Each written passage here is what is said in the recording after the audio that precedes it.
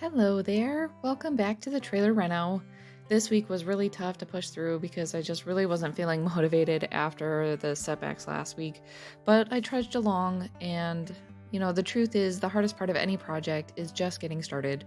So I just forced myself to get in there, baby steps. I figured as long as I was in there, I would see things that I need to get done, and sure enough, that's exactly what happened. When I was clearing out the main body of the trailer in order to get ready for paint, I was just putting the things that I was going to have to put back in the trailer, like the vents and the coverings and all the hardware and stuff like that over on the other side in the slide out portion of the trailer because I knew I was going to have to put them back there. So I guess it didn't make sense for me to take it completely out just to bring it back in. So anyway, I'm just moving all that stuff from one side to the other side. The plan I had going into this slide out reno is to be able to clear out all the furniture from the slide out so that I can expose the carpet and the walls so that I can paint the walls, the ceiling, and everything without obstruction.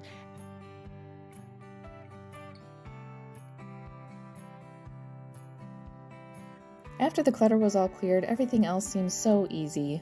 The banquette and the table legs were just screwed in and should be able to remove easy, and it didn't look like the couch and the banquette were attached like I had originally thought, so maybe that was going to be a real easy move too. And when I first started with this project, I had high hopes for the carpet in that I might be able to salvage it by just doing a deep clean shampoo on everything since it was made to fit. I wanted to keep it. But as I went along, it was just looking like I was going to need to replace it, and I was 50-50 about it anyway. I had thought about doing a vinyl, and I thought about replacing it with other carpet, so I knew that that was a possibility. There is nothing to these banquettes either, so I understand why a lot of people do replace these banquettes with a different kind of dining system or seating area, but it just doesn't make sense to me. It's perfectly functional, it's got storage, it's low weight for the trailer. So why bother? Just zhuzh it up and put it right back in.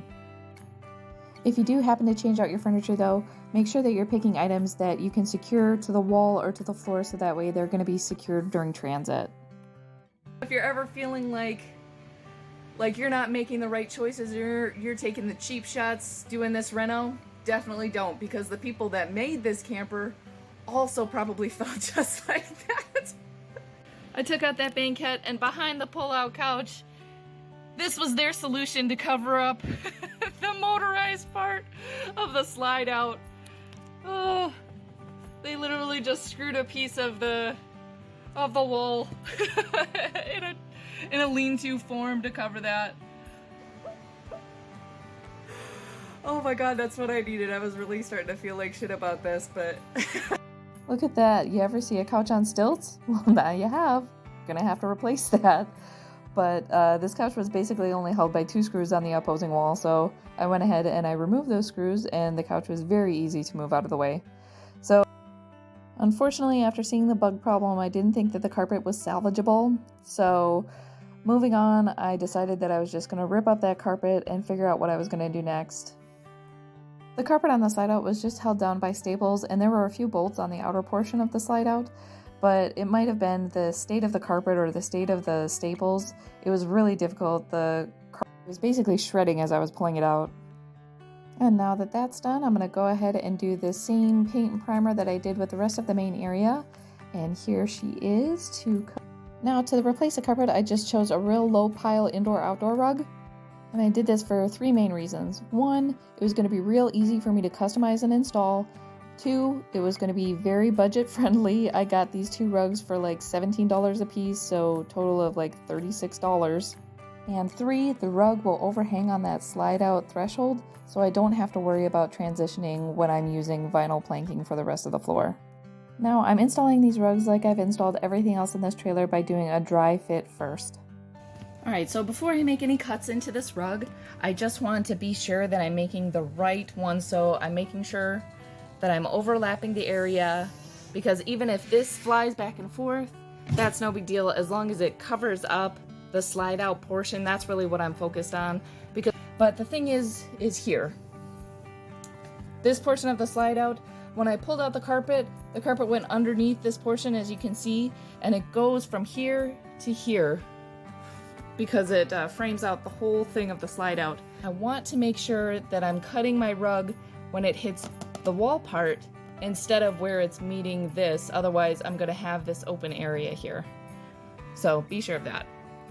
Once I had the cuts made to accommodate the columns of the slide out, I went ahead and I just folded under the rug that I wasn't going to be using instead of actually cutting away the extra fabric.